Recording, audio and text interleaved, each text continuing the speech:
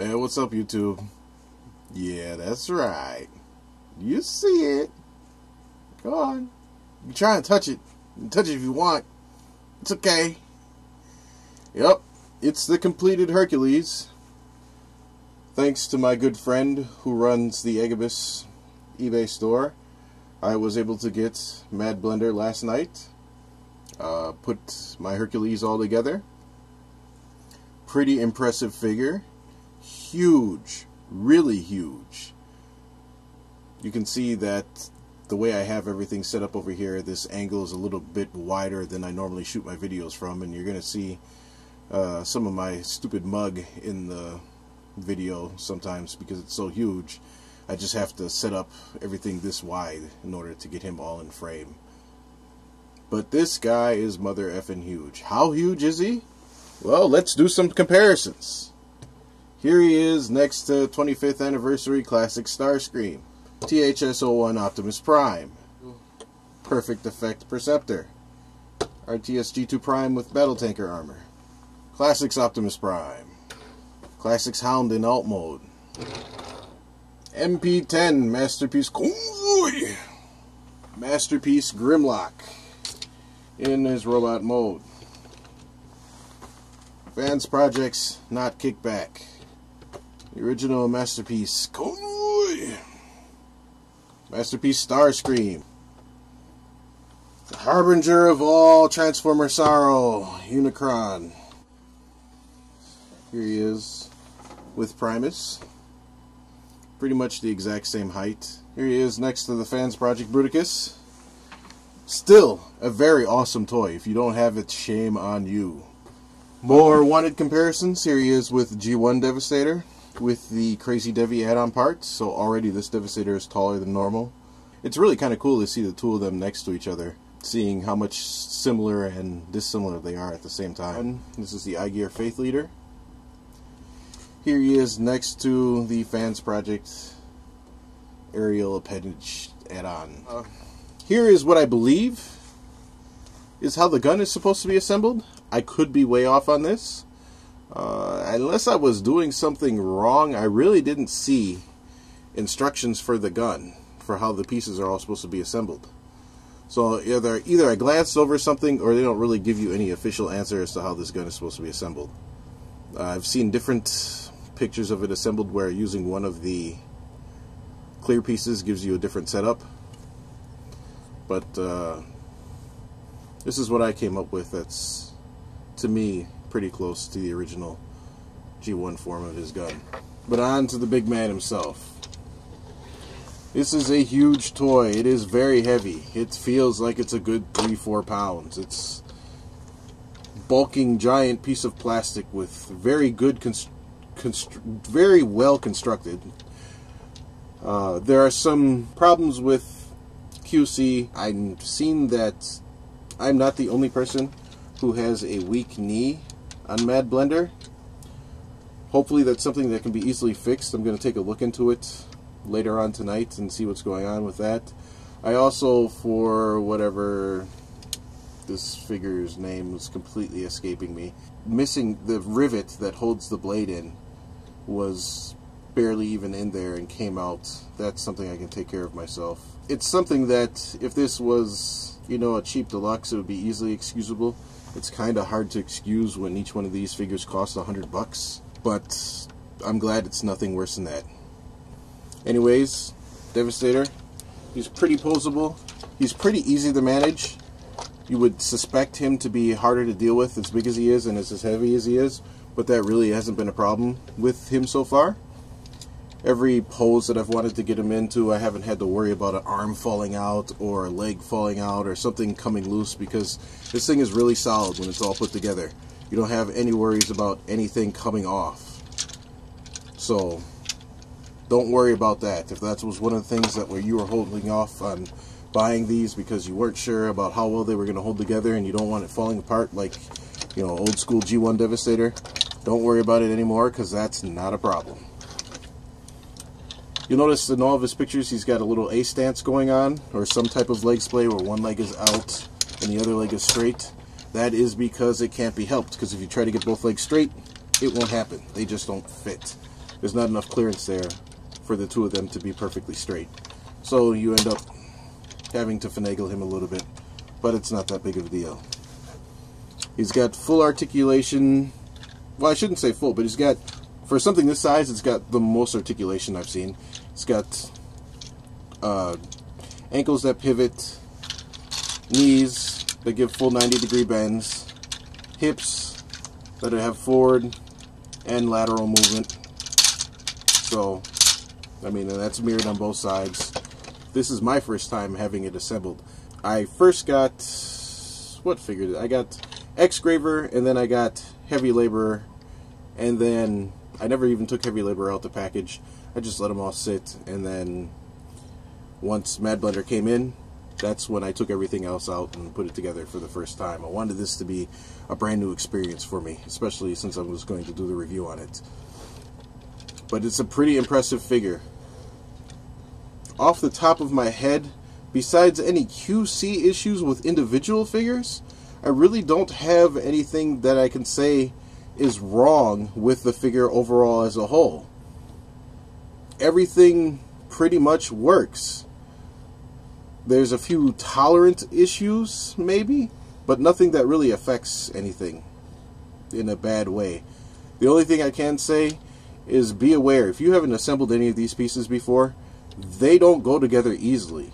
Getting the legs into the knee joint requires a lot of force. Getting the arms into the shoulders requires a lot of force. I foresee a lot of shaking arms and struggling and grunting and potentially a few broken pegs in some people's future, because these things don't go together easy. I mean, and that's by design, because you don't want them to come apart easy. He feels really solid. You saw me shake him. You saw me turn him upside down. Nothing came off. Nothing came loose. So you don't have to worry about anything really coming apart. I'm probably over-iterating that, but it's just, I'm actually kind of surprised. The articulation in the figure really is only hindered in one spot, and that's his ability to move his arms laterally, especially on this left arm because of the hook. You can take the hook off and you'll get more clearance, so it'll be more like this side. Even still, you know, he's not going to do any YMCA poses, but you really don't want him doing those anyways. But everything is, you know, full range of articulation.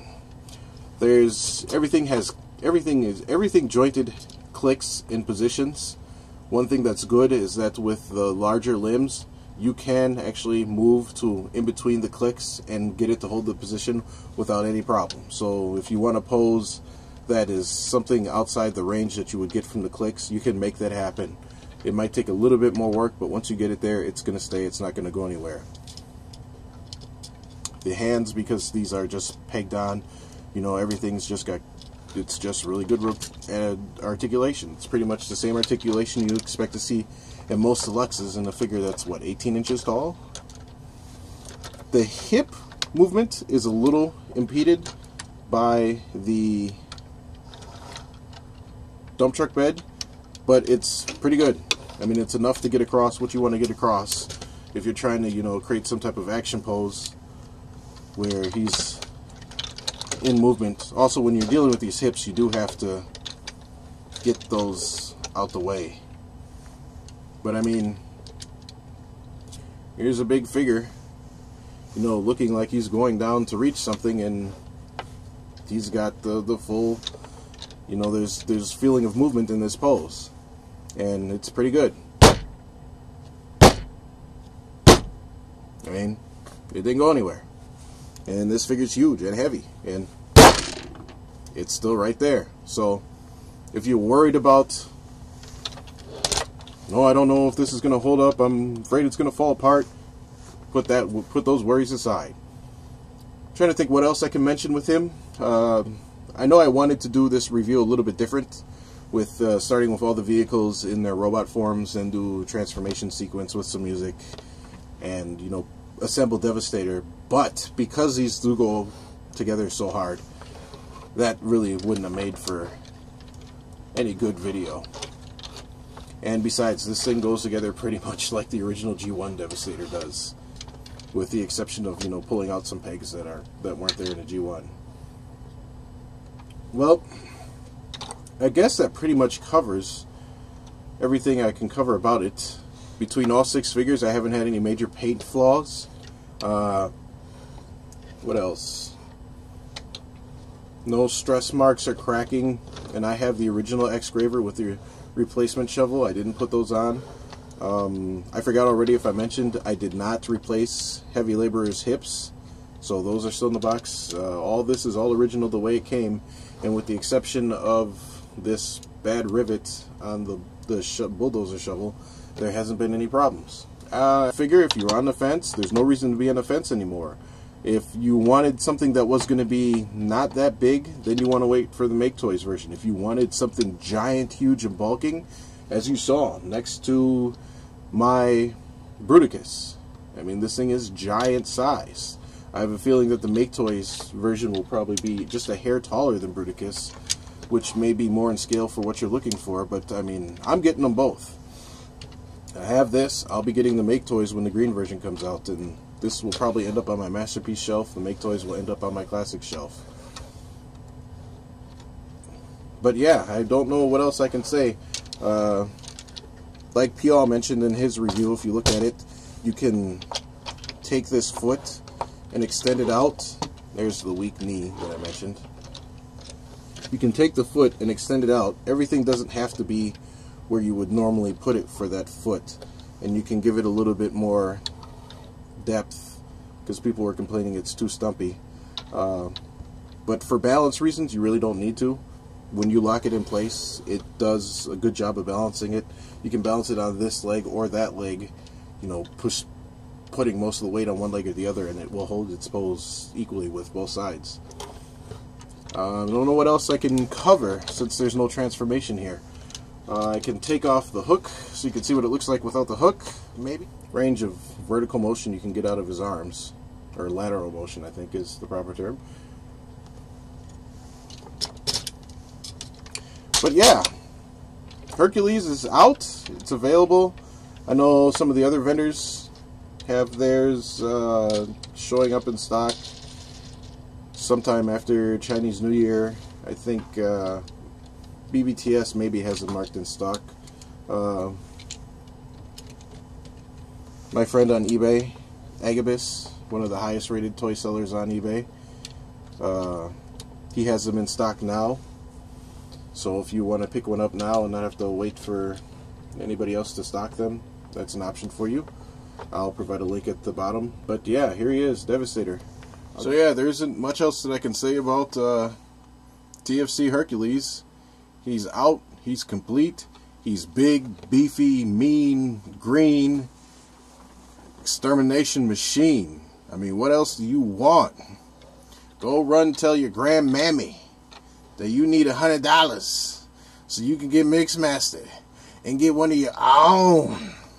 Yes. But yeah, there it is. TFC Toys, or TFC, I forgot how that was, Transformers Fans Club Toys. Anyways, TFC Hercules, complete. Mixmaster is available. You can choose your venue. I'll provide a link to where I got mine, and you can join in the fun. Devastator. That's a big toy.